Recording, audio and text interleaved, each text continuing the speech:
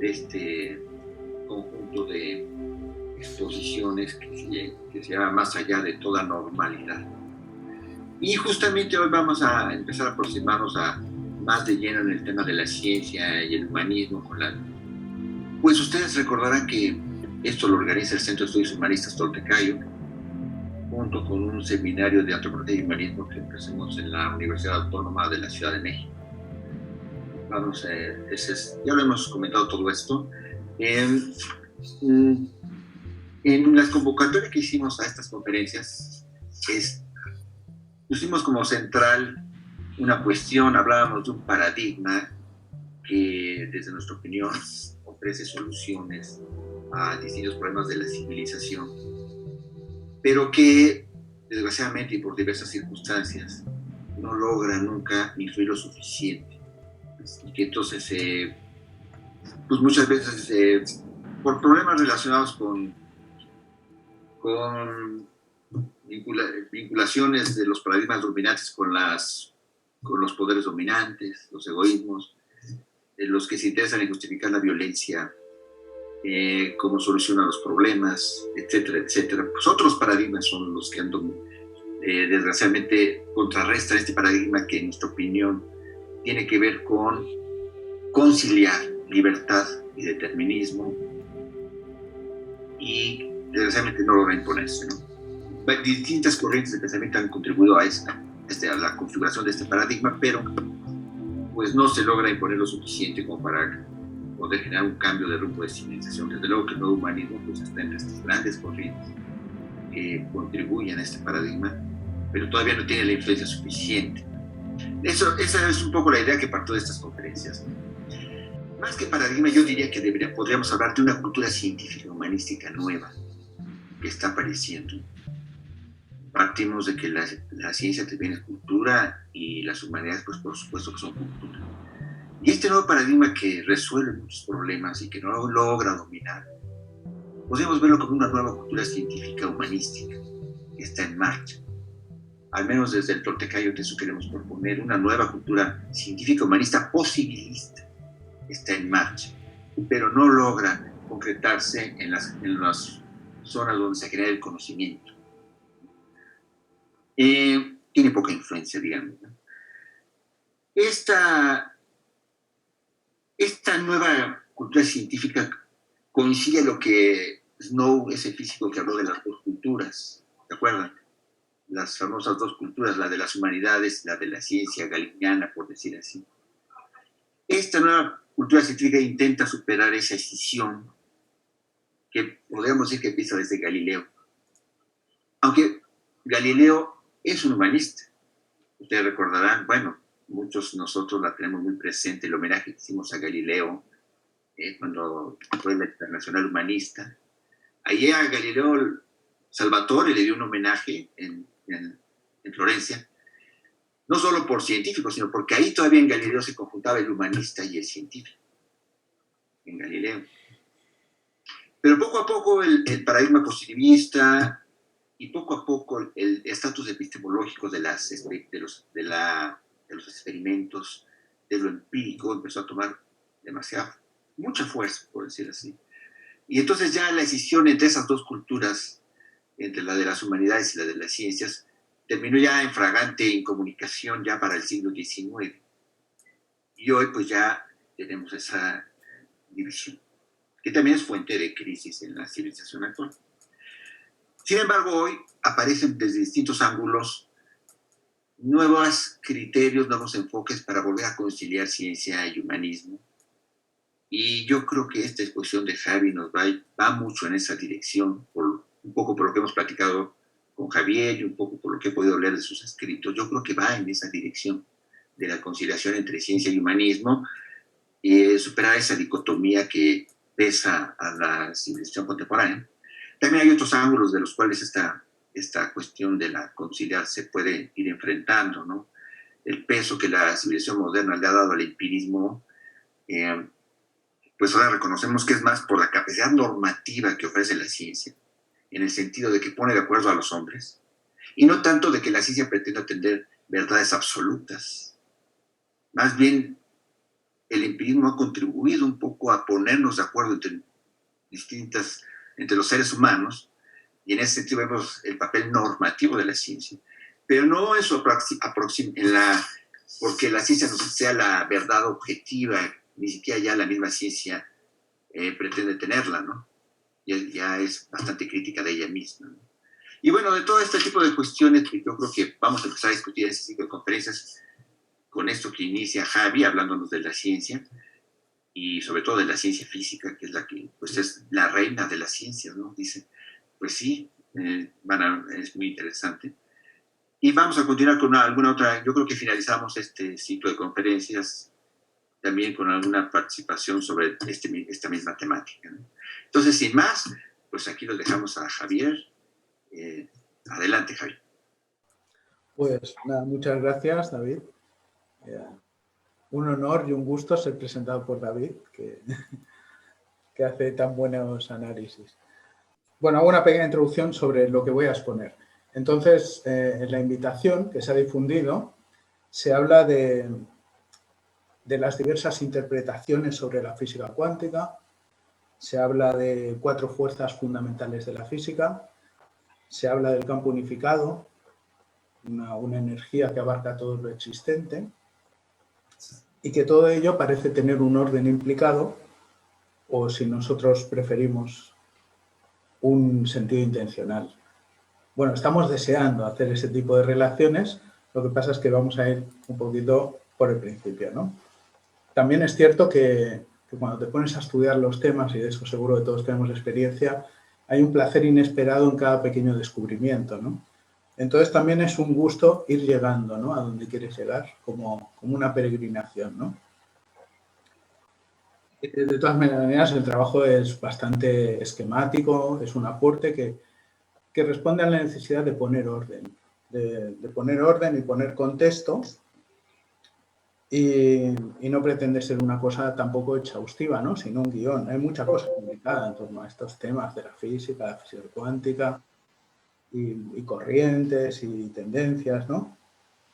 Entonces, bueno, también pensamos que el tema este merece que pongamos, como decía David, una mirada humanista sobre él, y también desde diversos enfoques, de diversas especialidades. Puede ser desde la física, puede ser desde la antropología, puede ser desde la experiencia personal, como una persona que medita sobre el mundo también, ¿no? Entonces, bueno, el estudio está compuesto de 3 partes. La primera parte es el contexto previo al surgimiento de la física cuántica, y tomando como hilo conductor esta cuestión de que en los orígenes civilizatorios, Oriente y Occidente estaban muy interrelacionados, mucho más de lo esperado, ¿no? Entonces, parece que es un hilo conductor que ha inspirado a muchos científicos a lo largo de la historia, ¿no? Y a nosotros pues también nos ha parecido muy inspirador seguir ese hilo conductor, ¿no? Como una nota de color entre todo ello, que tiene que se va interrelacionando, ¿no? Se va encontrando sus fluctuaciones. Entonces, en la segunda parte, trata ya directamente, es un poquito más, pero no mucho. Entonces, aparte, además, tendremos ahí una presentación, más o menos, para que uno vea en qué punto estamos y no se duerma.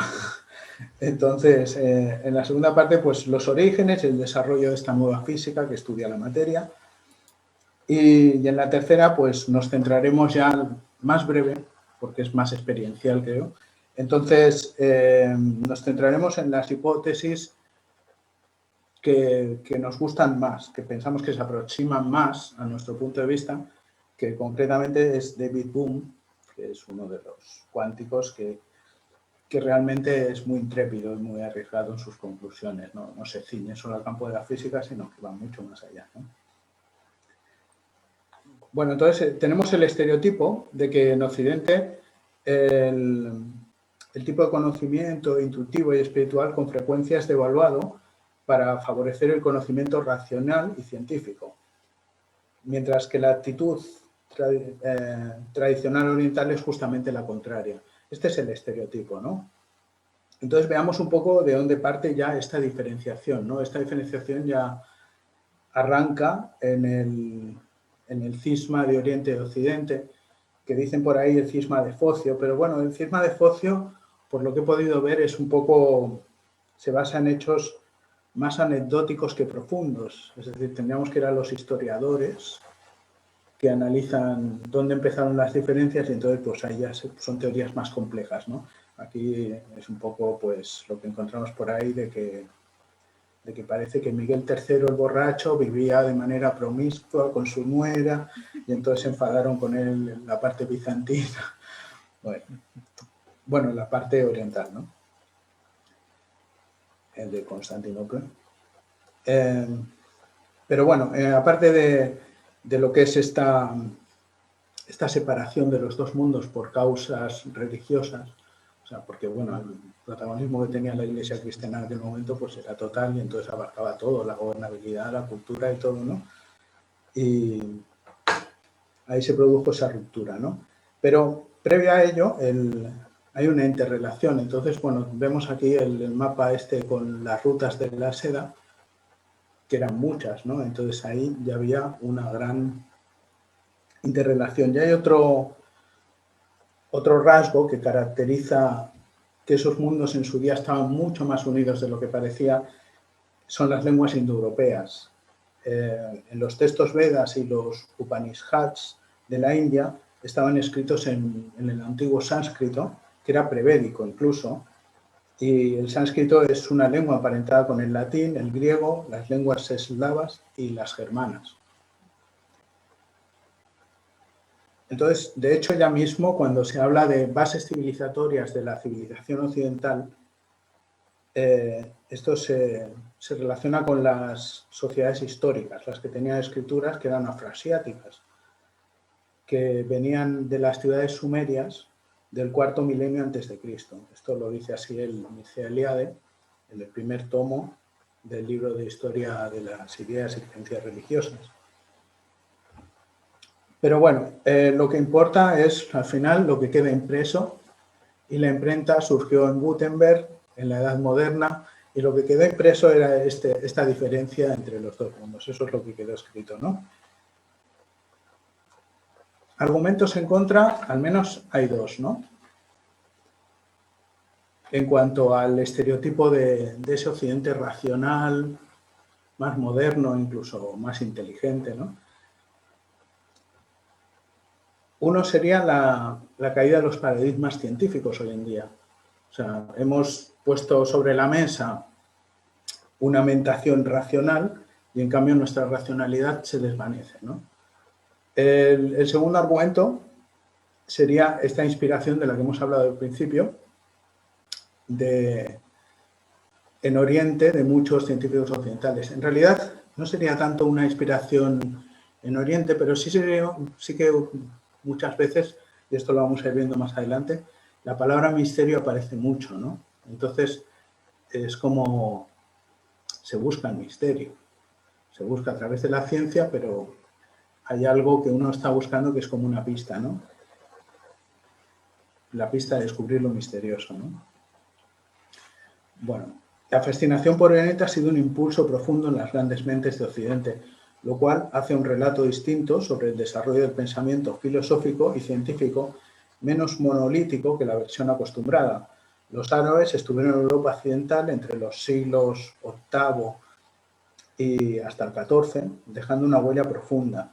La búsqueda del equilibrio ideal tomó forma en los terrenos de la física y de la cosmología con el referente de la geometría de Euclides, el cual se mantuvo como patrón básico para los modelos interpretativos del universo hasta finales del Renacimiento. Bueno, entonces Euclides ya partía de Platón. Lo que pasa es que conceptualizó todo un estudio matemático muy completo, ¿no? Y por eso tuvo una huella tan profunda en el desarrollo de las matemáticas y de la geometría, ¿no? Pero en realidad los famosos polígonos regulares perfectos, los 5 sólidos perfectos, ya partían de Platón, ¿no? Y entonces el primero que que apeló a estas formas como tratando de ver un orden universal, perfecto, donde se podían ver reflejados, ¿no? Esas figuras sólidos perfectos, tratando de captar la armonía del universo. Ya en el Renacimiento, fue el Johannes Kepler. Y su obra era Mysterium Cosmographicum, que es de 1596. Entonces, él expone una cosmografía de carácter místico y matemático que establece correlaciones entre las esferas planetarias y estos 5 poliedros regulares convexos, los cuales se relacionaban con una sucesión armónica de notas musicales. Entonces, sobre todo lo característico de esta época y de Kepler en particular era esta búsqueda de la armonía y esta búsqueda de un tipo de divinidad. Bueno, por aquel entonces, yo no estoy pasando, ¿eh? Vale. Se me ha olvidado de pasar las diapositivas o como se llama.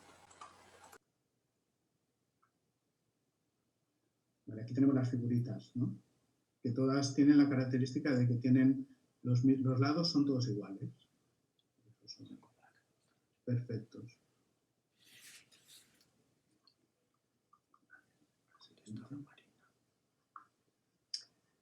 Bueno, entonces en aquel tiempo también estaba Tycho Brahe, que era un cosmólogo que contaba con cantidad de recursos y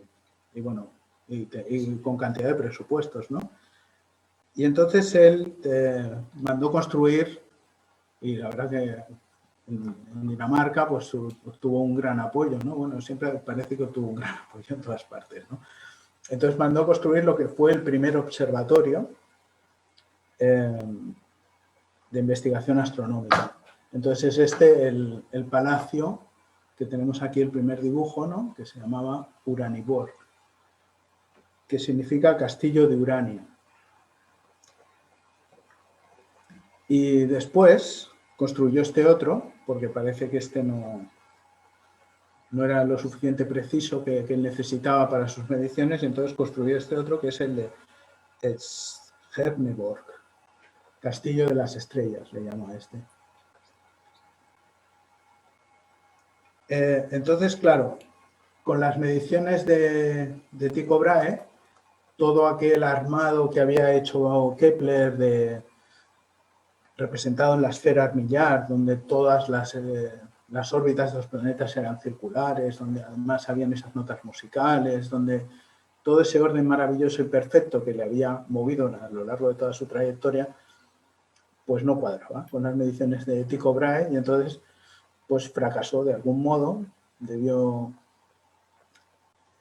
ser una gran frustración, yo me imagino, ¿no? Un fracaso vital importante de estar apostando a una cosa que luego pues parece que con las mediciones poco a poco pues las iría ajustando, pero hasta que llegó un momento pues que aquello no cuadraba de ninguna manera, y entonces tuvo que renunciar a su modelo perfecto. Pero paradojas del destino, esa renuncia tenía como un premio escondido, y entonces al final descubrió pues las leyes actuales de Kepler que todavía sirven para mandar los satélites al espacio, que son las trayectorias elípticas alrededor del Sol, que las publicó en un libro que se llama Astronomía Nova, donde describe el movimiento planetario elíptico.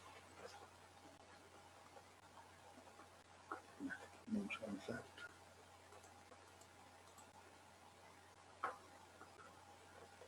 Bueno, hasta entonces Aristóteles era el paradigma, igual que Euclides, pues los principios aristotélicos definían todo, ¿no? Entonces, esto es hasta que aparece Galileo Galilei, que es el que empieza a cuestionar profundamente al aristotelismo, ¿no? Entonces, por ejemplo, lo vemos en la famosa caída de dos objetos desde la Torre de Pisa, ¿no? Aristóteles dice que pues, una pluma y una bola de acero pues caerán primero la bola de acero y después la pluma. Y Galileo dice, no, si no hay resistencia al aire, ambas caerán al mismo tiempo. En esto ya contradice a Aristóteles. Luego lo que caracteriza a Galileo es que da movimiento. Es una mente inquieta, inventiva, está permanentemente... Dicen, se le atribuye la invención del telescopio, que también se ha oído por ahí, que igual no es tan cierto, pero bueno. No obstante, era una persona muy imaginativa y muy inventiva y muy experimental. Entonces, pone al mundo en movimiento. No se conforma con pisar de pies a tierra, sino que también está tratando de ver en relación, ¿no? Entonces, por ejemplo, vemos cómo su mente puede estar en la Tierra y en la Luna al mismo tiempo con este experimento de aquí de la derecha, ¿no? Tiras una bola por una pendiente y entonces dices, ¿hasta dónde llegará la bola? Exactamente, creo que el cursor se ve, ¿no? Exactamente hasta el límite donde lanzar se quedará aquí. Entonces dices, bueno, pues voy a inclinar el plano a ver hasta dónde llega la bola.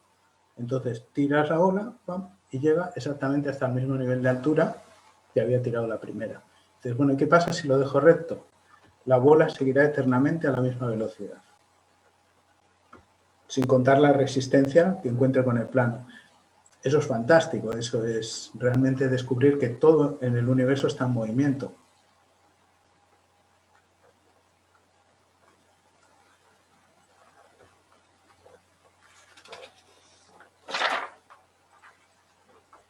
Bueno, entonces seguimos.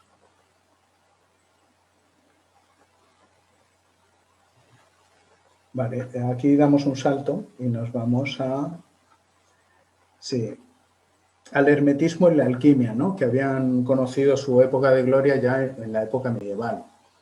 Entonces, resulta que hay una faceta aquí de Isaac Newton que es bastante sorprendente, ¿no? O al menos ha mantenido un secreto durante muchísimos años, porque estaba muy fascinado con los textos alquímicos y había hecho varios tratados. Los había escrito con un seudónimo y los tenían guardados en Cambridge bajo llave. Y no fue hasta 2016 que se publicó el manuscrito de Newton sobre la piedra filosofal.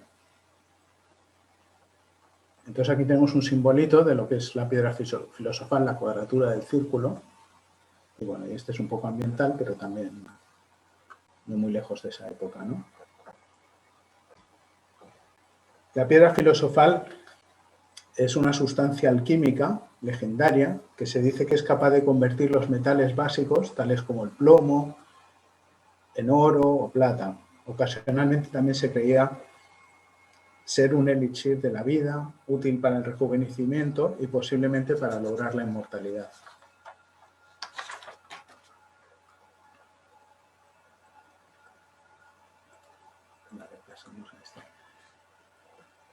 Sí, aquí se ven algunas imágenes de estos tratados de Newton que escribió.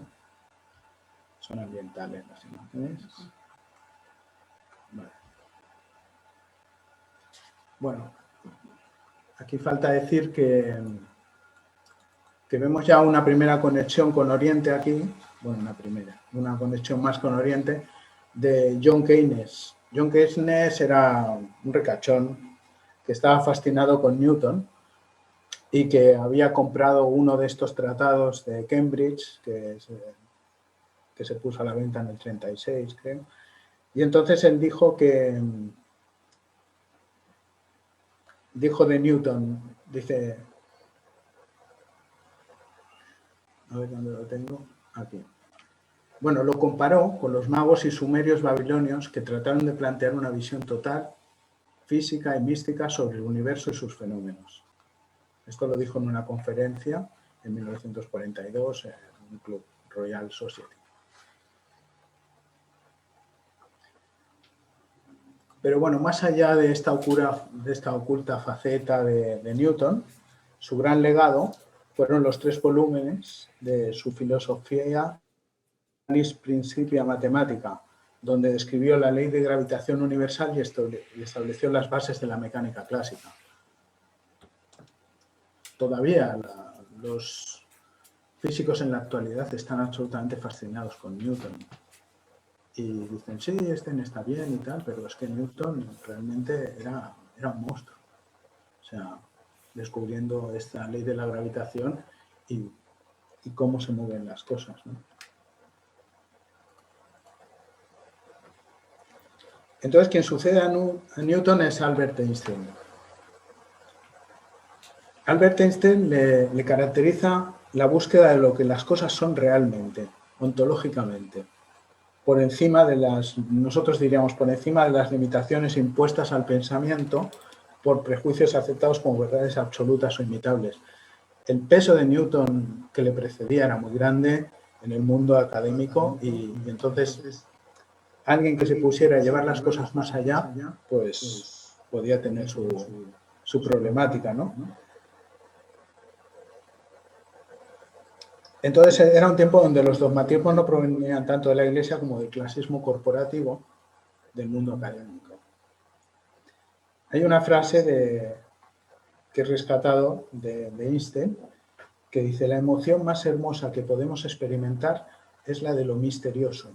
Es la emoción fundamental que subyace a todo verdadero arte y toda verdadera ciencia. Bueno, en realidad no creo bueno, es evidente que el objetivo de Einstein no era polemizar con Newton, sino simplemente llevar los desarrollos de este hasta sus últimas consecuencias, ¿no? Pero era lo que resultaba irritante para los herederos de aquel mundo establecido, ¿no? Y hay otra frase que dice: intenta penetrar con nuestros limitados medios en los secretos de la naturaleza y encontrarás que detrás de todo, de todas las leyes y conexiones discernibles, permanece algo sutil, intangible e inexplicable. La veneración de esta fuerza que supera todo lo que podemos comprender es mi religión. En este sentido yo soy, de hecho, religioso. Bueno, su gran aporte, como todos sabemos, es su descripción que hace del espacio-tiempo. La gravedad no es otra cosa que la manifestación de la geometría del espacio-tiempo. Si es plano, no hay gravedad. Se manifiesta cuando es curvo. Entonces, aquí contradice a Newton, porque Newton no establece, bueno, completa la idea de Newton, pero dice, aquí en el dibujo se aprecia, ¿no? O sea, la deformación del espacio-tiempo hace lo que un objeto que cae en la órbita de algo, de un objeto que deforma ese espacio-tiempo, es lo que le hace estar girando, ¿no? Entonces, no es tanto que haya una fuerza, sino que se ha deformado el propio espacio-tiempo. Entonces, aquí empezó un poco este asunto de la gravedad, empezó esta complicación que hoy en día sigue irresuelta. Entonces, aquí se empieza a poner en cuestión a Euclides y cobra vigencia la concepción de la geometría no euclídea que había formulado en el 1826 el Nikolai Lobachevsky.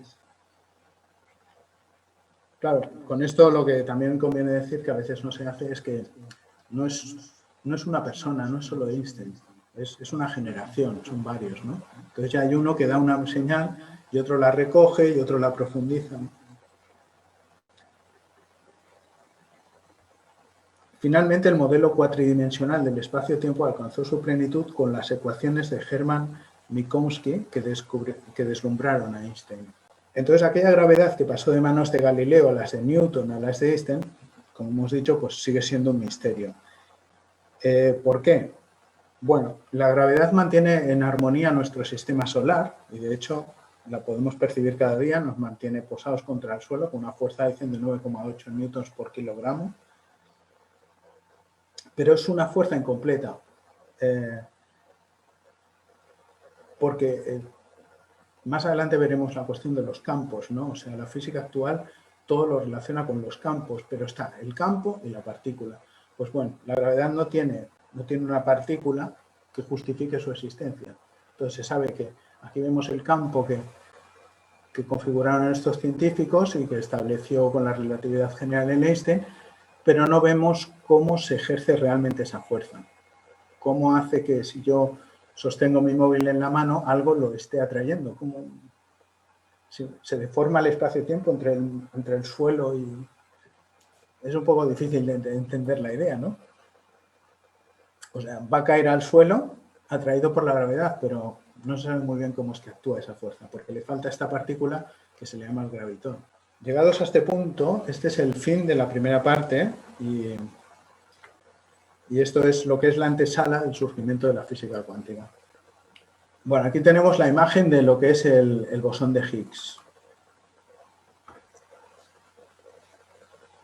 Aquí está puesto como ejemplo, ¿no? Y dice así, en un colisionador de partículas como el LHC de Ginebra, cuando un electrón o un positrón se encuentran, se aniquilan como resultado del choque de materia con antimateria. Su energía se transfiere al vacío. Esta energía crea partículas materiales reales que surgen de la dimensión del vacío, las cuales son registradas durante una minúscula fracción de tiempo en los ordenadores del CERN, el edificio asociado al acelerador de partículas. Lo que me dice aquí es que la duración de esta vida, como para hacernos una idea de hasta qué punto nos estamos metiendo en unos mundos muy complejos y desconocidos, y en unas dimensiones que extraña que irritaran a los académicos, es que la vida del bosón de Higgs es la trillonésima parte de un segundo. Entonces, bueno, esto es algo, un descubrimiento importante y en cambio dura tan poco, ¿no? Además de eso, el bosón lo que hace es que contradice la ley de conservación de la energía. Esta cosa de que algo no existe y de pronto existe, aparece y desaparece, se relaciona con el vacío, contradicen los principios fundamentales de la física clásica. Concretamente, esta ley de la conservación de la energía que dice que nada puede salir de la nada, siempre viene de algo, ¿no? Entonces, bueno, aquí es donde decimos, esta cuestión va más allá del mundo científico y enlaza de manera asombrosa con la metafísica oriental. Entonces, como para ver esto, aquí he tomado como hilo conductor la historia del átomo en sí. Entonces, hacia el año 600 a.C., una de las escuelas existentes en el hinduismo postulaba que todo lo que existe es un compuesto de estos átomos, excepto el tiempo, el espacio, el éter, el espíritu y el alma. Más adelante, en Grecia, el periodo helenístico se caracteriza por una fuerte influencia de Oriente en el pensamiento de Occidente a consecuencia de las campañas de Alejandro Magno, que llegó hasta la India. Se desarrollaron escuelas en la Grecia helenística, una de las cuales fue el epicureísmo, que planteó una visión del mundo basada en el atomismo de Leucipo y Demócrito, siguiendo ese rastreo del atomismo, de las escuelas de momentos donde se afirmaba la existencia de los átomos y cómo estos formaban la realidad, constituían la esencia última de la realidad, ¿no? También es cierto, y conviene señalar esto que ponemos aquí al pie, de que existen referencias al atomismo anteriores. Se cita un tal Mosco de Sidón, un sabio y pensador natural de Sidón, Líbano, del siglo XIV a.C. Bueno, y aquí damos otro salto al tiempo medieval, ¿no?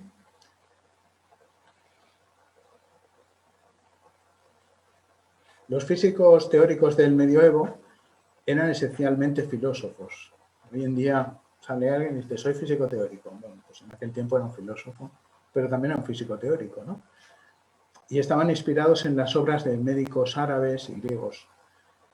Uno de aquellos atomistas fue Guillermo de Conches, que era un conocedor de las obras. Aquí es donde vemos esa impronta que hablamos antes de los árabes. Los árabes dejaron su huella y entonces a través de las traducciones de esas obras pues surgieron pensadores como este. Pero bueno, hay muy poca información de ellos porque, como podemos imaginar, pues en aquella época la Santa Inquisición, pues aparte de que ya era un conocimiento por su estilo de transmisión hermético, pero si encima iba acompañado de la Santa Inquisición, pues, como ya sabéis, estabas frito. Bueno, entonces la teoría atomista alcanzó su punto culminante en los siglos XV y XVI,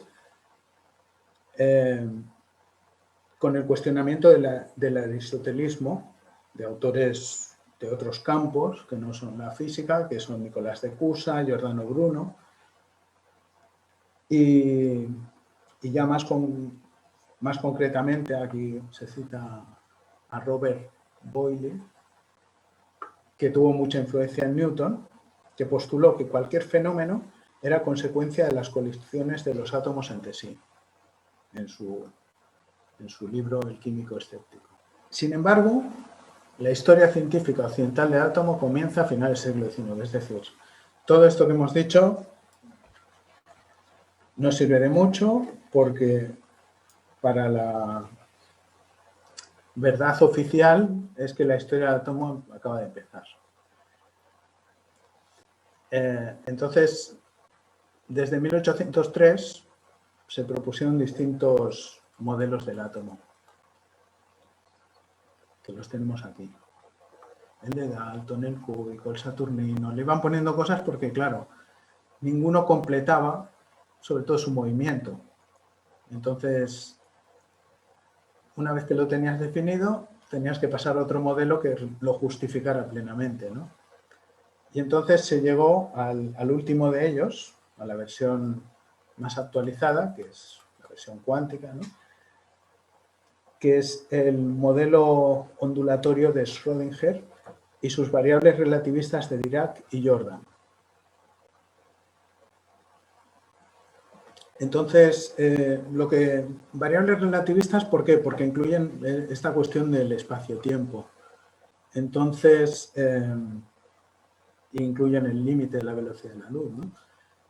Pero claro, también lo que entregan es una indeterminación en el mundo científico. Entonces se empieza a imponer la indeterminación. Nos sale, este es uno muy básico, las funciones de onda del electrón en un átomo de hidrógeno a diferentes niveles de energía. Entonces, claro, aquí ya no podemos hablar de ninguna posición del electrón en torno al núcleo, sino de donde está más densa la zona, pues es más probable que se encuentre ahí, pero podría estar afuera perfectamente. Entonces, tiene distintas formas según los niveles de energía. Bueno, está Boltzmann, fue uno de los primeros atomistas incomprendidos de finales del siglo XIX. Él, sobre todo, Boltzmann, es famoso por ser el padre de la termodinámica estadística. Y se dice que, bueno, la termodinámica estadística está muy relacionada con la cuántica, ¿no? Sobre todo Planck era un gran admirador de él y siempre le defendía. Este hombre tuvo una mala vida, parece que al final, contrariado por el vacío que se le hacía, sobre todo desde el mundo académico, pues le llevó al suicidio. No se sabe si por esa causa directamente, pero vaya, no una persona feliz, ¿no? Y Planck siempre le defendió, ¿no? Y Planck estaba como en deuda con él porque formuló la famosa constante de incertidumbre, que es un poco lo que estamos hablando de la incertidumbre, solo que Planck lo resolvió. Bueno, los físicos lo hacen muchas veces. Cuando no tienen cómo resolver un problema, pues cogen e inventan una constante. No significa que con eso sea falso, ¿no? En realidad, las fórmulas, las ecuaciones y todo empieza a funcionar bien.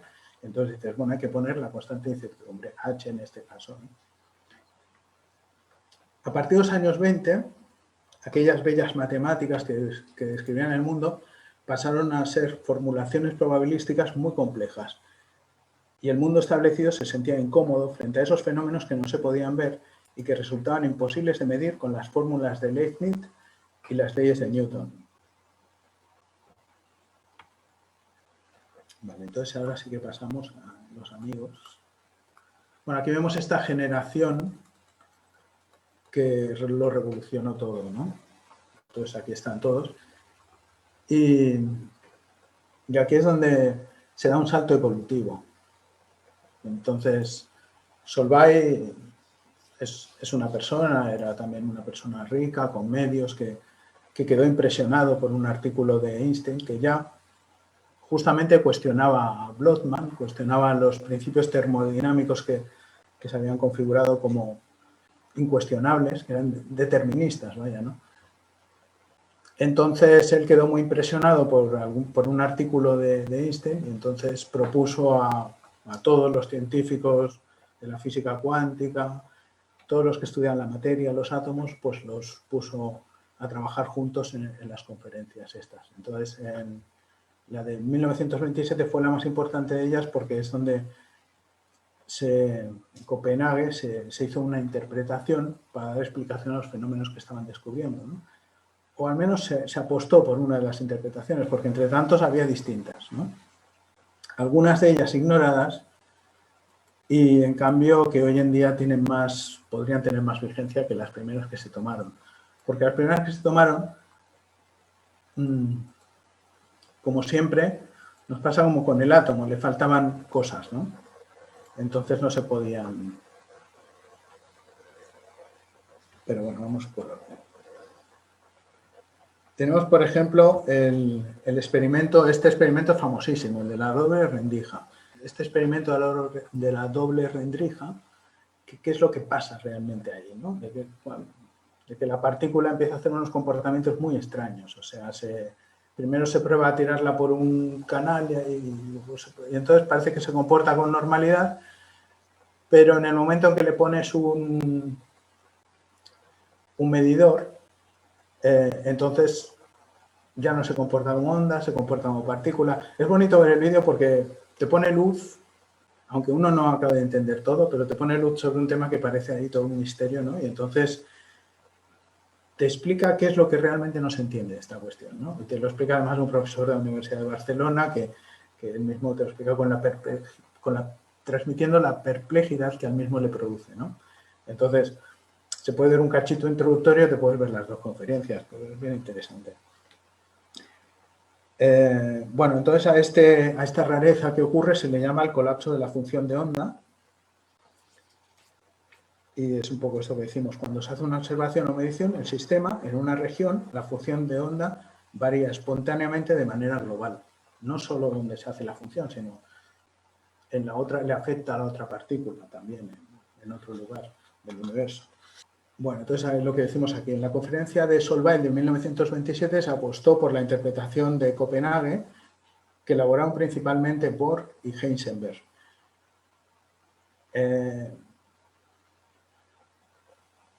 La incapacidad para determinar al mismo tiempo su posición y su velocidad es lo que se estableció. O sea,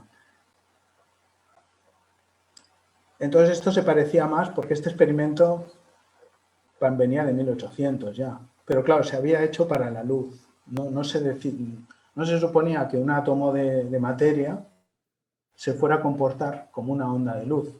Y esto es un poco lo que se vio, que había una dualidad, que la materia se podía comportar perfectamente como la luz, ¿no? Entonces las propiedades de la luz se podían asimilar a la materia. Paul Dirac estableció el campo electromagnético como un mundo donde actúan las partículas, fundamentando que el vacío en realidad no está vacío y descubriendo la antimateria. Aquí pongo su fórmula porque para muchos matemáticos les fascina, dicen que es maravillosa. Esta obviamente es maravillosa por su simplicidad, porque es muy esquemática, pero como podéis imaginar, detrás de cada signo de estos pues hay un chorro de cosas, ¿no? Entonces, bueno, lo que se empeñó en una idea. Está claro que tenía una intuición y también sabía, más o menos él sabía dónde quería ir a parar, parece ser, o no lo sé, pero en cualquier caso hizo cosas muy extrañas con las matemáticas que hoy todavía se ponen las manos en la cabeza de los matemáticos de decir, ¿cómo podía ser tan genial, no? Entonces sustituyó las incógnitas, que pueden ser en una ecuación la X o la Y, por matrices. Es decir, necesitaba dar dimensión, necesitaba dimensionalizar el espacio. Entonces él creó realmente la noción de campo que hemos dicho antes, la creó Dirac, de un lugar donde viven las partículas. Es decir, las cosas funcionan porque hay un campo y una partícula que vive en ese campo. Entonces, el campo electromagnético viven los electrones. Es un poco la idea, ¿no? Bueno, entonces, a partir de todo esto, las conclusiones que se desprenden dan lugar a una apertura mental. La física cuántica lleva a pensar el mundo de otro modo.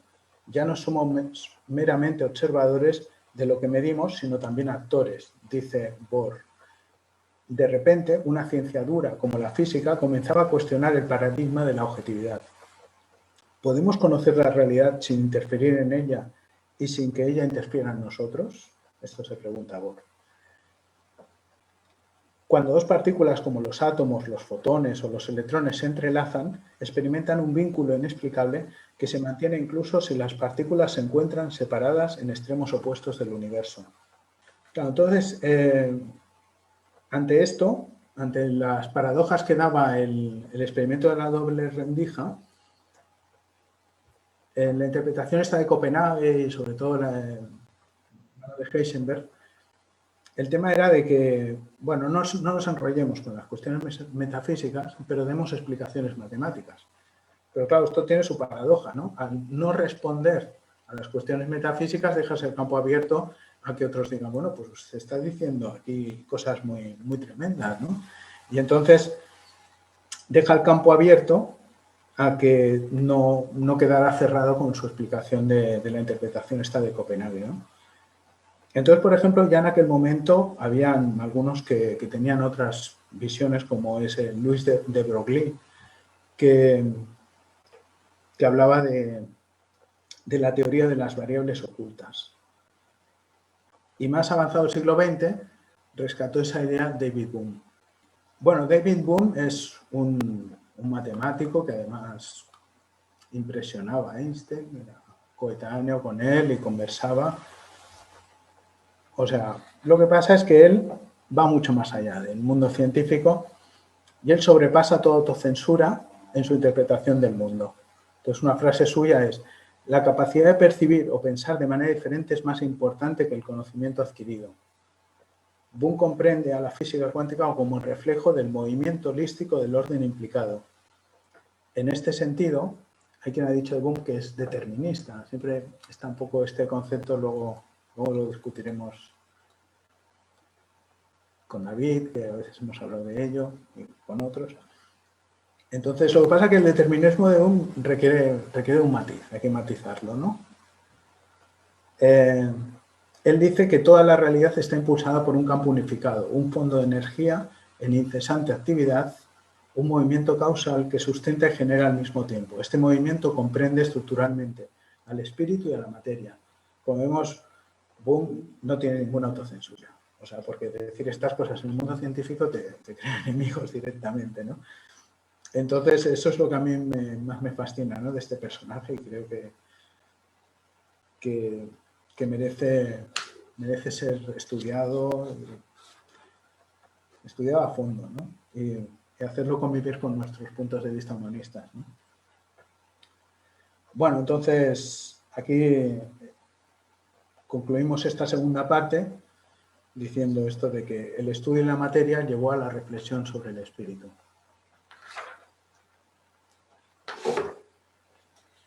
Y nos vamos aquí a la tercera parte. Tercera parte que, aquí no he puesto el título. Bueno, este es su libro póstumo.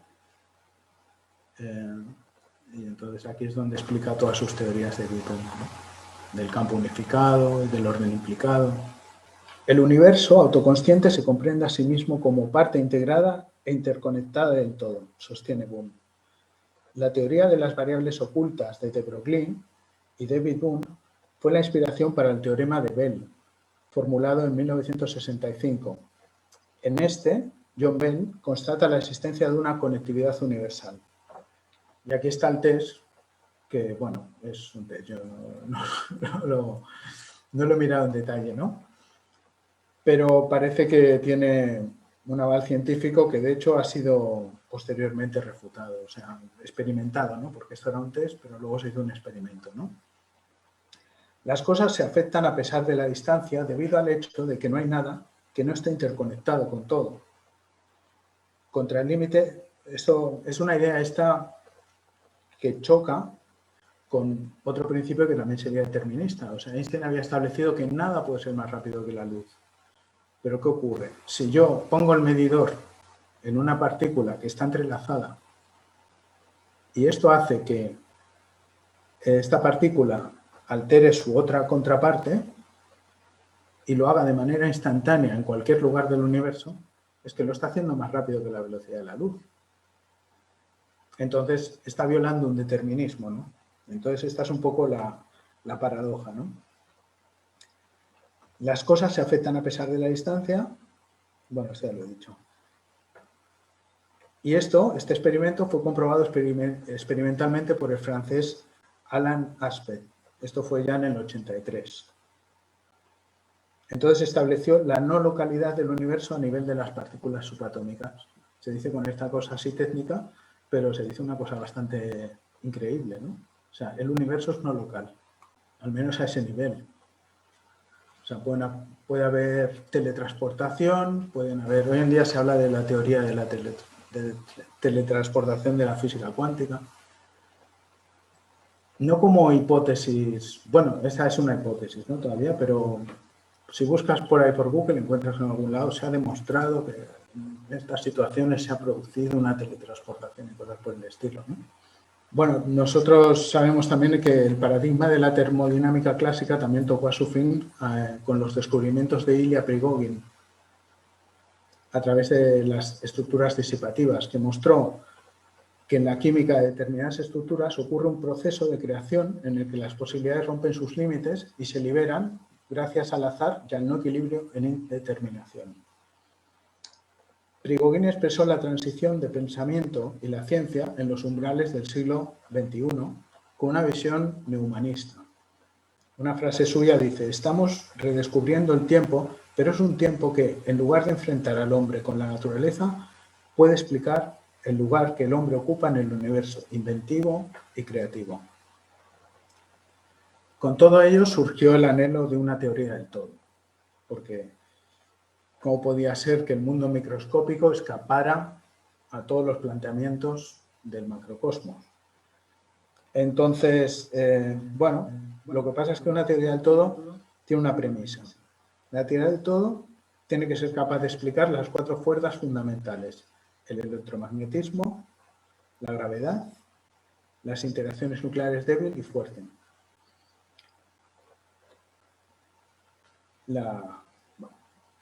Aquí hay un cuadro, como esto quedará grabado, pues alguien lo podrá ampliar y ver un poco que habla de estas 4 fuerzas, porque yo aquí no soy capaz de leerlo, ¿no?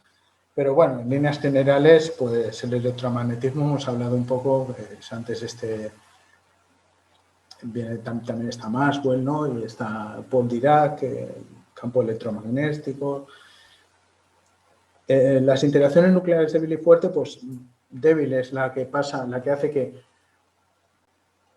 que un electrón se pueda ir de un átomo, se pueda ir a otro átomo, porque es atraído, entonces tiene menos interacción, y de esta manera se entrelaza con otros y forman otros compuestos.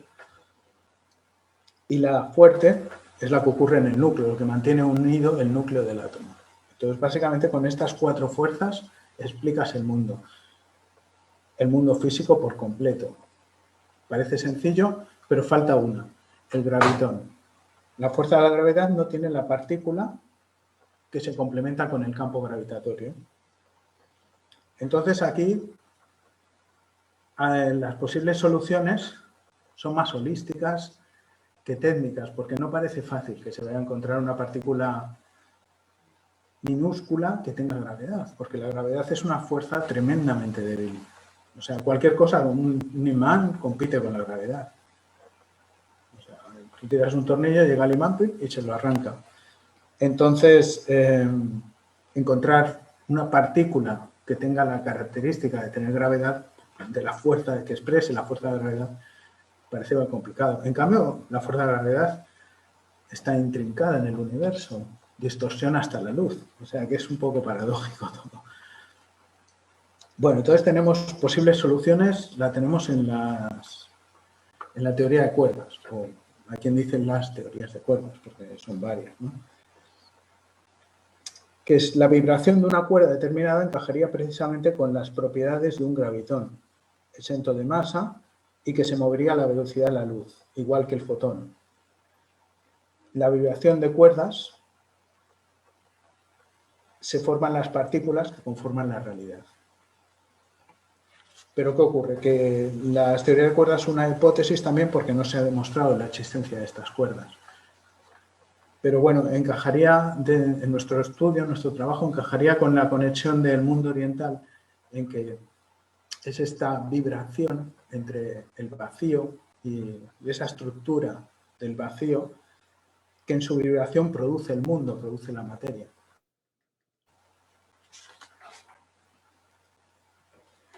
Entonces así hemos puesto aquí, como para acabar,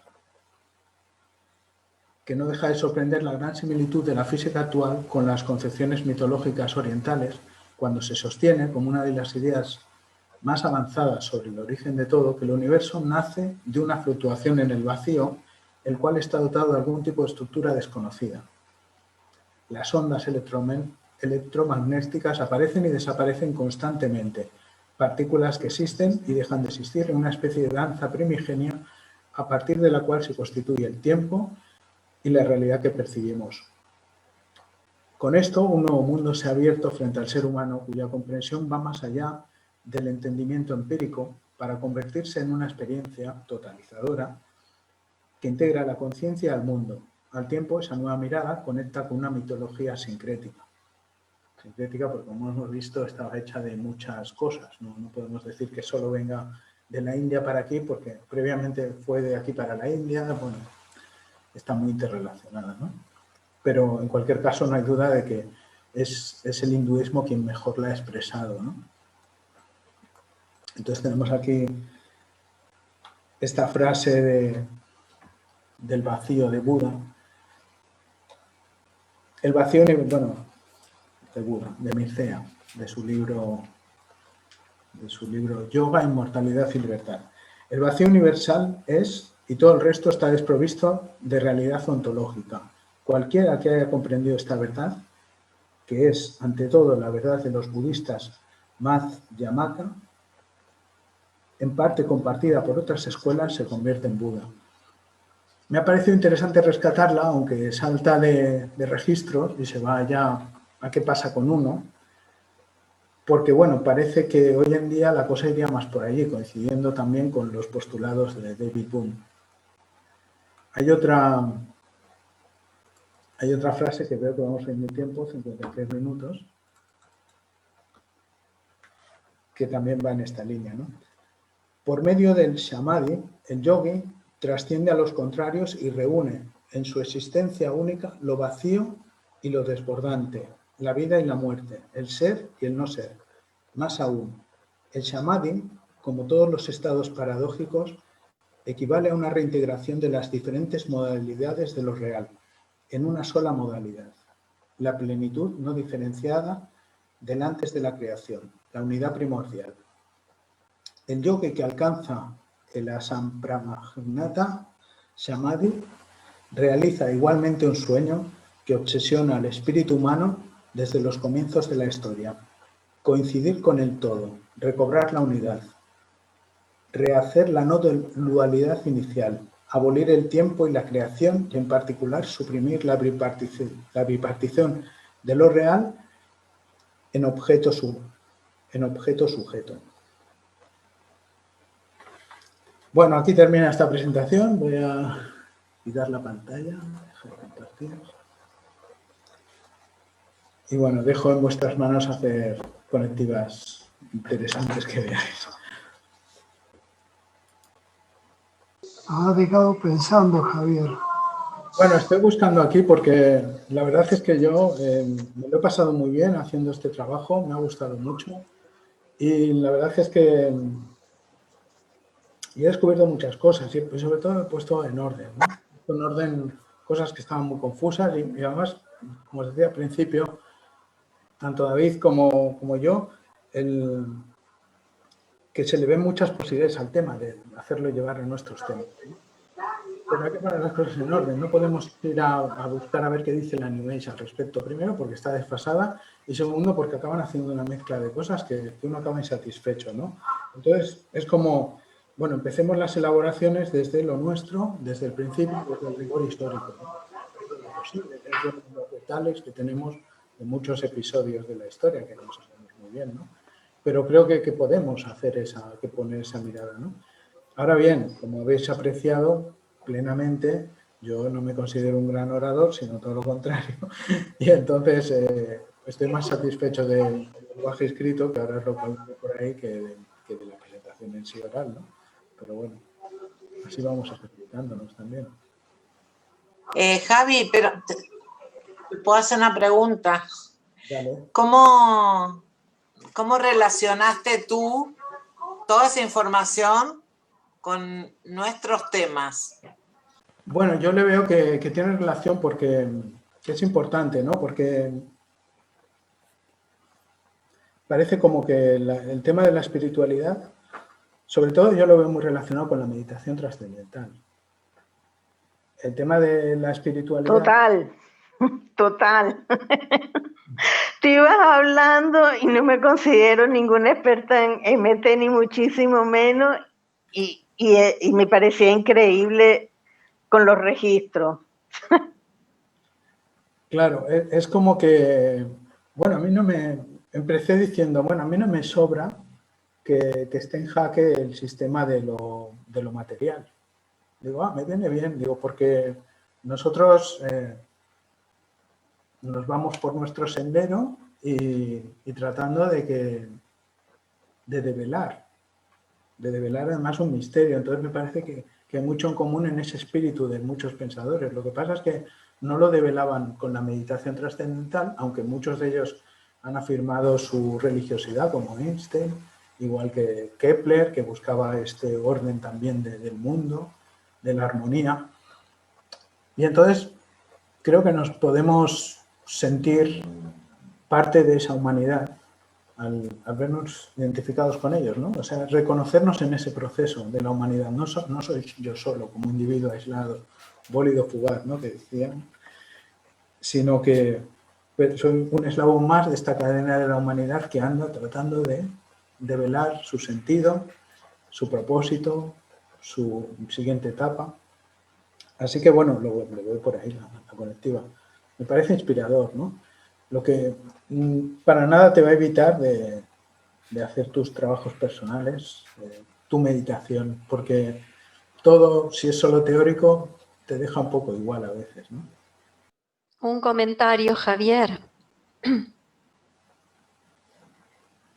En relación, si has mirado la relación en que va acompañando o no acompañando la evolución como de la mentalidad, digamos, de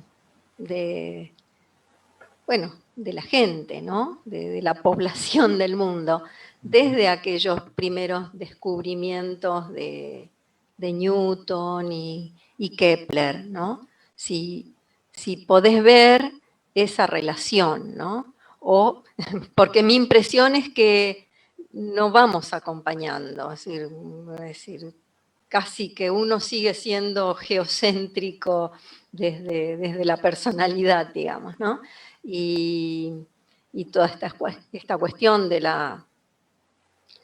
de lo que tiene que ver el universo, la interconectividad, el vacío, la antimateria, el principio de incertidumbre, todo aquello, a pesar de que lleva un siglo más o menos, y lo de Einstein, ¿no? No tenemos una forma de actividad mental vinculada a la teoría de la relatividad o al relativizar las cosas, sino que como que seguimos siendo objetales. Bueno, es mi impresión, ¿no? No sé cuál es tu opinión al respecto. Por supuesto, aclaro que sí son experiencias que uno vive en la disciplina, sin duda, pero que, claro, para el científico, como no se pueda hacer una medición con equipos y cosas, no podemos demostrar nuestra experiencia. Sí, yo coincido contigo, Eva. O sea, está clarísimo que te pones a investigar cualquier tema y cuando levantas la cabeza hasta prendió el televisor, dices, por favor, ¿en qué mundo viven, no? Estos señores no se ubican. O sea, viven en un mundo completamente irracional, desconocido, absurdo, que no tiene nada que ver con que estás flotando aquí en un planeta, en un contexto en el que estás, ¿no? Espacio-temporal.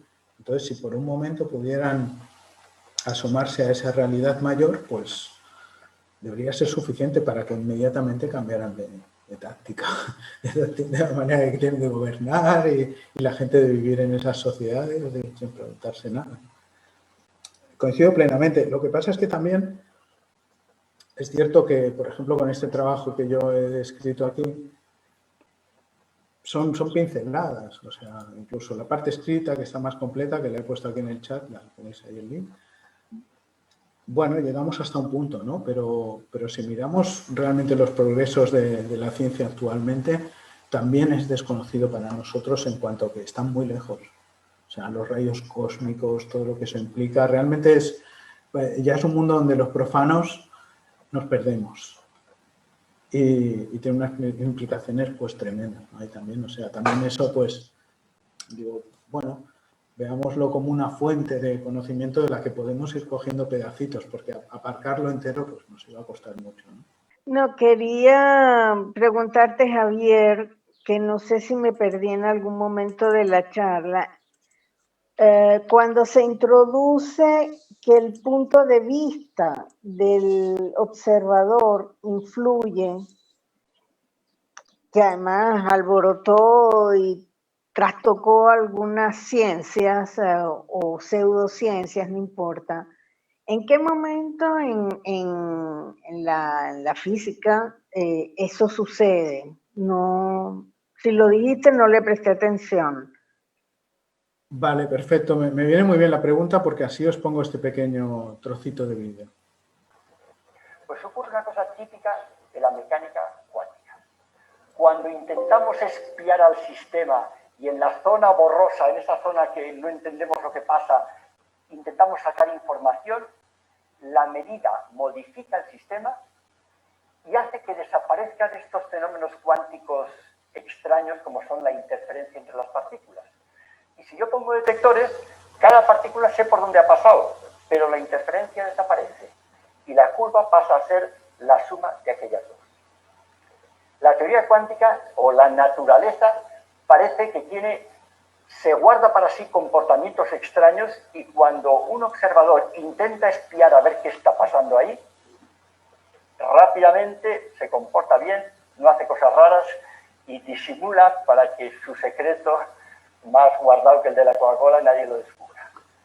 Bueno, este es el trocito de vídeo. En realidad son dos conferencias que están ahí puestos los links, que muy, muy recomendable porque entonces el profesor va desgranando este experimento de la doble rendija, de todo lo que se hizo para tratar de evitarlo, porque no podía ser que al poner un medidor afectaras aquello que querías medir. Habría alguna manera de poner el medidor sin que afectaras, hicieras y produjeras este colapso de la función de onda, que es lo que les pasó con la experimentación, ¿no? Entonces, bueno, se han contemplado todo tipo de teorías. Él las va desgranando ahí, incluso alguna paranormal, ¿no? También. Dice, bueno, pues vamos a suponer la teoría paranormal, ¿no? Está muy lindo de verlo, ¿no? Y hoy en día sigue siendo una paradoja. Entonces, es una paradoja que ha llegado al terreno también de lo que es la filosofía o una manera de expresarlo de otro modo. Dicen, bueno, no colapsa la función de onda, lo que colapsa es la explicación, la traducción matemática de la fórmula de Schrödinger respecto a la función de onda. Es lo que colapsa, pero no colapsa ningún objeto real. Entonces, este es un poco el argumento que se dice en contra, ¿no? Pero en cualquier caso, no hay una teoría que esté diciendo así son las cosas de manera inequívoca. Entonces, es un campo abierto. No sé si he respondido a la pregunta. ¿En qué momento? En el momento en que hicieron este experimento de la doble rendija y otros también que yo desconozco, pero que alguien me ha hecho llegar algunos libros que tengo pendiente de leer y que me han parecido muy interesantes, donde hay otros experimentos donde, pues eso, la física cuántica nos devela un mundo que no se comporta con las mismas leyes que se comporta el mundo que conocemos. Tiene otras leyes, otras funciones, y que para Bohm, sobre todo David Bohm, en su obra conecta de manera plena y decidida y absoluta con la espiritualidad y con el orden implicado y con un universo que es comprensible tal vez desde otro estado de conciencia, pero no desde nuestro estado de conciencia habitual. Yo quisiera comentar algo respecto a este punto que es tan interesante. No sé, ¿se puede? Sí. Bueno, hablando entre las interpretaciones que se han dado al experimento de la doble rendija, o sea, es muy bien descrito por Javi, ¿no? O sea, si yo como científico planeo un experimento para ver si el electrón es una partícula, es como si el electrón dijera, se porta como partícula, y todo sale bien. Suponer que el electrón es una partícula, todo sale bien, hasta el experimento mismo. Pero si otro científico planea todo pensando que el electrón es una onda, todo sale bien, y el experimento se comporta como una onda. Eso es lo que mostró este experimento de doble rendija, ¿no? Entre otras cosas. Si un científico parte de esa suposición, es como si la naturaleza le concede que lo vea como onda, pero si el otro parte de verlo como partícula, la naturaleza le concede verlo como partícula. Claro, es pasmoso esto. Desde la filosofía de la ciencia se ha meditado también sobre esto. Y existe lo que se llama la subdeterminación de las teorías. Esta la inicia un filósofo de la ciencia que se llama Quine. Él dice, para todo fenómeno hay al menos más de una teoría. Esto es más bien una crisis de la ciencia que un problema del mundo. La ciencia está, como toda la civilización está en crisis, no crean que la ciencia escapa a la crisis. Ella también entra en ese vínculo. Y, por ejemplo, algunos filósofos de la ciencia lo plantean así, lo que se llama la subdeterminación de las teorías. Se puede considerar válida una teoría, pero también otra que incluso sea opuesta a la primera. Por ejemplo, en este caso se opone la teoría de suponer al electrón una partícula. A esa teoría se opone la teoría de considerarlo una onda. La ciencia está enfrentando una situación actual que no solo sucede en esto, sino en muchos campos, donde teorías opuestas pueden coexistir y lograr el mismo nivel de realidad y de comprobación. Y entonces ahora se le conoce como la subdeterminación de las teorías, ¿no? ¿Por qué? Porque de fondo está el principio que se llama, detrás de toda observación, siempre hay una teoría. Pero resulta que las teorías no existen solas, sino como si todo está interrelacionado, también las teorías están interrelacionadas. Y entonces, cada teoría puede encontrar una gama de otras teorías que la sostienen. Y entonces, resulta imposible decir que hay una sola teoría verdadera. En realidad, varias teorías simultáneamente pueden considerarse válidas. Esa es, por ejemplo, la interpretación que hace la filosofía de la ciencia de esto del experimento de la doble rendija, que yo los dejo así como para que lo investiguen ahí en este tema que se llama la subdeterminación de las teorías, que es muy interesante, ¿eh? Digamos, nos muestra el tipo de crisis que está enfrentando la ciencia actual. Como ya no podemos creer que una sola teoría es válida. Incluso una teoría opuesta puede robustecerse con recursos matemáticos, con diseños de experimentos, y tiene toda la fuerza de la comprobación que puede tener su teoría opuesta.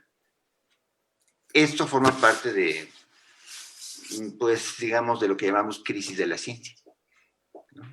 Pero ahí entra un poco lo que decía Eva, ¿no? O sea, que pareciera que hay ciertas cosas que las explicamos como con una mentalidad muy, muy antigua, como es la explicación de la ciencia, que ni tan antigua, ¿no? Porque bastante crisis que pasó con esto de que si no lo compruebo, que si no lo demuestro, que es como muy lineal, ¿no?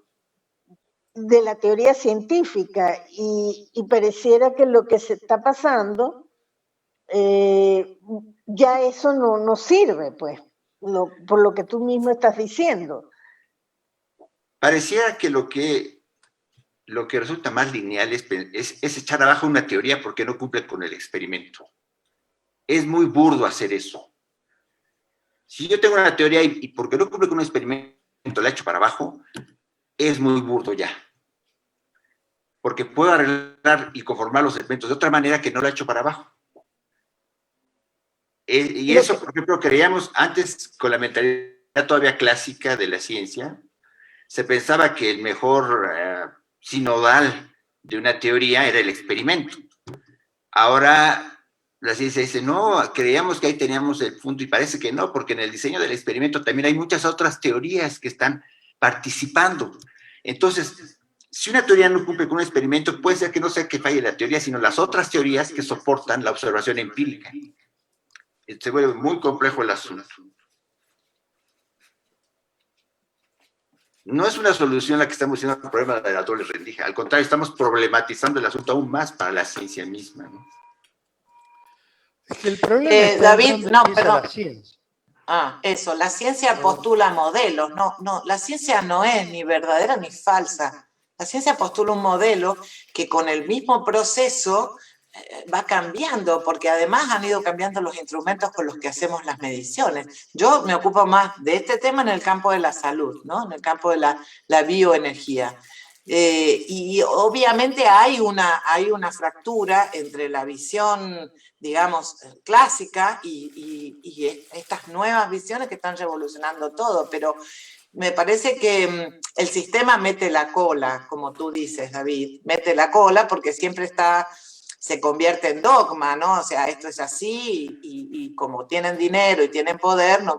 Bueno, basta que veamos a Tesla, lo que pasó con Tesla, y ahí tienen un ejemplo clásico de cómo fue silenciado y cómo fue. Entonces me parece que no tenemos que abandonar la lucha, tenemos que seguir propiciando que estas teorías se manifiesten y que tengan, bueno, yo no sé, yo no sigo a nadie, todos los que sigo son perseguidos de alguna manera, porque dicen cosas que incomodan al sistema, así que, no sé, Haramein, por ejemplo, que es un tipo rebelde, me parece que también va en la dirección de esto que se está planteando. No sé si lo conoces, David. No. Nassim Haramein. Vale la pena. No, yo lo único que decía es que esta dualidad partícula-onda en la física fue uno de los primeros casos que puso en crisis a la ciencia. ¿Por qué? Porque ahora, lo que les acabo de decir, ya no lo quiero repetir, pero una teoría opuesta puede sostenerse frente a otra teoría, ¿no? Pero no solo una, dos, tres, cuatro, cinco. Y entonces es parte de la crisis de la ciencia, que a veces pensamos que la ciencia está como fuera de la crisis de la civilización. No. En realidad, la ciencia misma está metida en esta crisis de civilización, y un ejemplo de ello es que puedan coexistir teorías opuestas, logran el mismo nivel de verdad. Lo clásico nos dice que yo hago una teoría, hago un experimento, y si no se cumple, echo abajo la teoría. Ahora ya ni siquiera eso podemos decir tan fácilmente. Es parte de la crisis de la ciencia. A mí una cosa muy atractiva que me resultó de la exposición de Javi es pues una reflexión sobre la relación entre Oriente y Occidente, ¿no? O sea, como partió hablando de esto Javi. Y yo veo que, por ejemplo, pues hay autores que dicen que en realidad Oriente creó a Occidente. Y yo creo que es así. En realidad Oriente creó a Occidente. Ya luego se hizo esa dicotomía. Y bueno, lo vemos hasta en nosotros, en la historia del siloísmo, del movimiento. Hemos visto cómo el significado que le damos a Oriente y Occidente ha cambiado con el tiempo. Yo me acuerdo de mis primeras épocas dentro del movimiento humanista. Oriente lo hacíamos al mundo socialista, por ejemplo, y Occidente al mundo capitalista.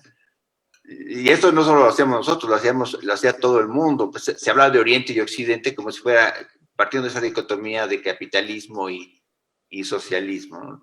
Luego fue cambiando y ahora otra vez ya volvimos a la vieja idea, ¿no?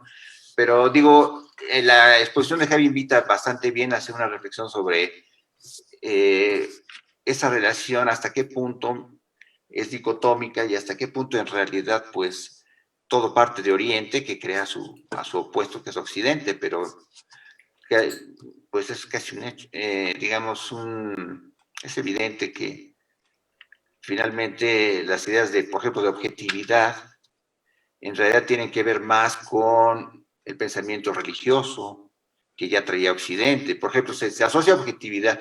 Ahora lo asociamos a la ciencia, ¿no? Pero en sus inicios la idea de objetividad tenía que ver con ese pensamiento que se desvía de lo que quiere Dios. entonces ya no eres objetivo, ¿no? Por ejemplo, la palabra objetividad, en realidad muchos coinciden en que más bien tiene que ver con un pensamiento religioso. Si te desvías del dictado de Dios, no eres objetivo, ¿no? Ya luego, ahora se lo asociamos a la ciencia, como problema de la ciencia, pero en realidad empezó como un problema de cuestión religiosa, ¿no? Y todo lo religioso pues viene más de Oriente que de Occidente, ¿no? Es curioso porque hay un escrito en el libro de Jacob Nazaretian de Futuro no lineal, donde dice esta misma idea, ¿no? Es muy interesante, ¿no? Donde habla desde el punto... Bueno, Jacob lo que hace... Jacob es un extraordinario recopilador, ¿no? Entonces él coge a los antropólogos, los pone en relación, ¿no? Y expone sus teorías, ¿no? Entonces, como, bueno, si me dejáis os leo un poquito de este.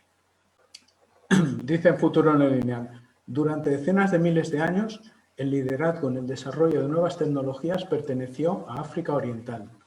Según los últimos datos arqueológicos, alrededor de 60.000 años atrás, los primeros humanos que llegaron a Australia dominaban medios de locomoción sobre el agua. Luego desarrollaron los instrumentos de piedra con pulido de filo y manija y produjeron las primeras pinturas rupestres.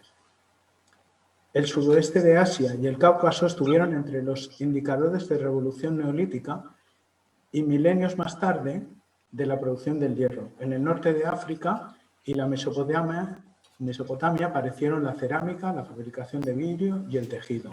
Durante largo tiempo, el líder de la tecnológica fue China. En la primera mitad del segundo milenio tuvieron significación global las tecnologías intelectuales y militares de los árabes. Solo América no había tenido antes un rol de liderazgo, pero esta injusticia fue corregida en el siglo XX. Diamond advierte que desde el 8500 antes de nuestra era hasta el año 1450, Europa fue un outsider de Eurasia, con la excepción de los estados de la antigüedad. Esto es confirmado también por los estudiosos económicos comparativos referidos a países occidentales de Oriente y Edad Media. Bueno, y sigue. Entonces, bueno, lo que hace Jacob aquí es que pone en relación de esta Europa que es un... Bueno, nosotros aquí estamos muy acostumbrados a relacionar al Occidente con Europa, ¿no? Pero que para nada era el primer mundo, ¿no? Ahora, amigos, nuestro maestro era totalmente cuántico. No sé si han leído algunos párrafos donde habla de la luz, de todo es luz, y yo tengo algunos, estoy preparando algunos trabajos y he recopilado las cosas que dicen la ciencia proscripta, digamos, la ciencia que no oficial, y lo pongo en relación con las cosas que decía nuestro maestro, que son infinidades de materiales donde él habla de que todo lo que vemos es energía, donde, bueno, en fin, así que estamos bien orientados, me parece. Claro. Sí. Bueno, yo quería comentar, gracias Javi, yo soy, vamos, un principiante en todos estos conceptos de la física y demás, ¿no? Me ha gustado mucho, como, bueno, para mí, en fin, de agradecer que hayas presentado ahí cómo ha ido desarrollándose el pensamiento físico, ¿no? Así que, muy bien. E incluso en esta exposición, no sé qué personajes, porque iba saltando de personaje en personaje, pero ha habido un momento que hablabas como una partícula podía estar conectada con otros y que esa partícula con respecto a la otra, cuando tú, es decir, producía un cambio a la otra simultáneamente, también se producía ese cambio. Es decir, el tiempo, la distancia, no existe, ¿no?, en esos fenómenos. Luego también comentabas, me parece que el David, no me acuerdo el apellido, pero bueno, ese que se atrevió a hablar de una fuerza ahí inteligente y tal, también hablaba, ¿no?, de que como de todo está conectado, ¿no? Entonces, como que por ahí sí que van relacionando datos que sí que tienen que ver con algo, con nuestra doctrina, ¿no? Incluso con lo humano nuestro. No solamente con las leyes del universo, ¿no? Nosotros hacemos pedidos, por ejemplo, y hacemos pedidos por gente que están a lo mejor a 10.000 kilómetros de distancia. A veces el pedido se cree que bueno, el cuerpo de uno es el que se tiene que desplazar para comprar un medicamento, pero a veces desconocemos cómo funciona el propio psiquismo cuando actúa en otra frecuencia. Es decir, como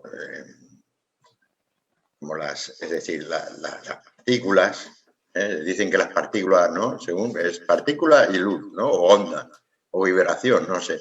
Bueno, no sabemos muy bien cómo funciona eso. Pero en cambio nosotros sí que actuamos con una fe inquebrantable con respecto a que hacemos un pedido y tenemos la certeza de que eso va a funcionar. Aunque no sabemos muy bien cómo eso va a funcionar. Así que, bueno, yo sí que le he visto relaciones con nuestra doctrina a este planteamiento que has hecho. Y me ha parecido muy interesante y muy agradecido por este planteo que has hecho. Y eso. Así que me ha entrado como curiosidad, ¿no? Por toda esta gente que se ocupan de cuestiones pequeñitas, como, ¿no?, los físicos cuánticos estos, y que en definitiva están planteando también leyes que tal vez tienen que ver mucho con nuestra doctrina, ¿no? A que veo relación, que no es una cosa de que la física o la ciencia física está separada de lo nuestro, no. En tu exposición he visto que puede ser que haya bastantes puntos en común. Un amigo que está en la disciplina material me dijo que Newton fue un gran alquimista que llegó a decir que le había cambiado la vida en la alquimia. Así que por ahí creo que debe haber más de uno en esas historias. Sí, claro, lo hemos citado, ¿no?, allí, de que Newton, el Newton más joven, estaba muy fascinado por la alquimia y entonces había escrito algún tratado, pero como no estaba bien visto, lo hizo con un seudónimo. Entonces el trabajo quedó guardado allí bajo llave en la biblioteca de Cambridge hasta que llegó el ricachón, el Keynes, y lo compró. Dijo, bueno, esto era un buen negocio.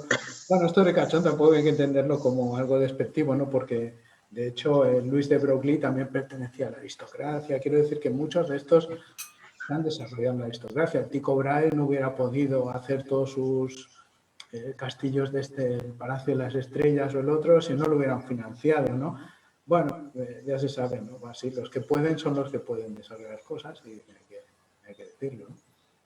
Pero sí, efectivamente, Newton estaba fascinado y Keynes quedó completamente fascinado por Newton, por ese tratado de alquimia, y ahí empezó todo, ¿no? Yo, lo que decía Aurelio, si nadie quiere hablar, lo digo, que me parece totalmente coincidente. Sí, a mí me ha acercado a un punto de vista más espiritual, ¿no? Porque digo, si David Bohm, que conoce mucho más que yo todas estas cuestiones y es capaz además de traducirlas matemáticamente, hace una apuesta tan decidida por esa espiritualidad, se nos quedan cortas las palabras, ¿no? Porque podemos decir orden implicado, podemos decir orden holístico, podemos decir pues otras palabras, ¿no? Pero bueno, una forma de entender, de interpretar la existencia y la realidad con otros ojos que no son 5 sentidos y punto, y unas cuantas leyes en esta dimensión, ¿no?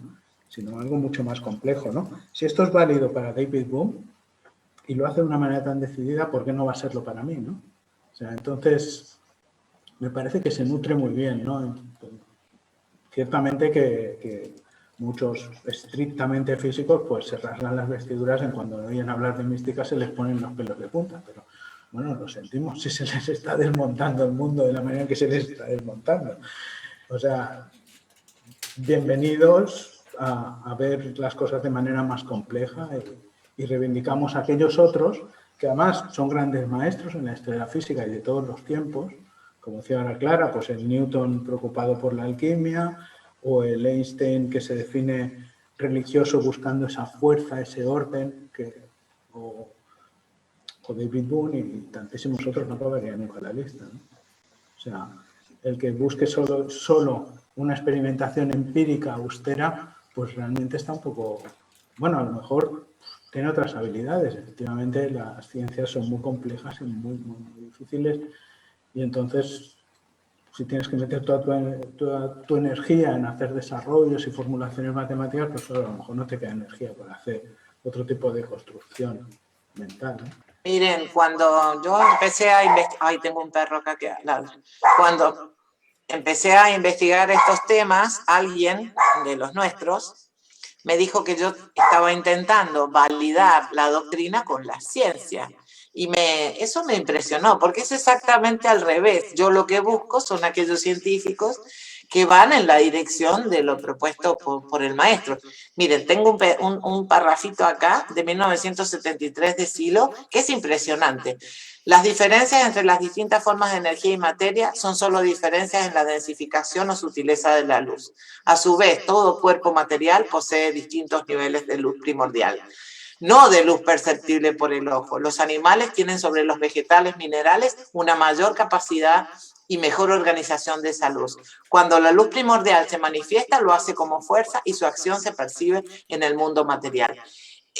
Yo busco los científicos que van en esa dirección, o sea, para hacer al revés, o sea, que la ciencia se va acercando como el Tao, como la red de Indra, como montones de cosas como que tú has explicado, Javier, que coinciden con esta visión de la ciencia. Así que es como que hay que buscar aquellos que van en la misma dirección que lo que plantea el maestro, ¿no? Impresionante lo de Silo, ¿eh? Y esto en una fecha muy anterior a que el francés Alan Aspect hubiera experimentado, o sea, había hecho el experimento que demostraba que John Bell y su test estaban en lo cierto. O sea que, dice, 73, imagínate. Y hay anteriores, ¿eh? Hay cosas donde incluso habla de agujeros de gusano el negro. No, es fantástico. Pero bueno, esta intuición, como decíamos, ¿no? Un poco buscando esa pincelada de holística, está en los Upanishads de la India. O sea, estaba esencialmente, ¿no? Entonces, de alguna manera ha convivido con nosotros, una interpretación muy próxima a lo que son las teorías más revolucionarias actuales de la física cuántica. Bueno, pues lo dejamos así, que como queda grabado también impone. Y nada, ha sido un gusto veros, compartir con vosotros y gracias por la oportunidad de volver a ejercitarse un poco pensando estas cosas difíciles de transmitir. Si nos quedan dudas, te llamamos a la madrugada. Estoy más satisfecho del trabajo escrito que del oral, ahí lo tenéis. Muy bien. Gracias, Javi. Gracias. Gracias, Javi. Nos vemos. Gracias, Javi. Gracias. Chao. Muy bien. Muy bien. Casi que lo he comprendido, Javi? Te deja buen rollito.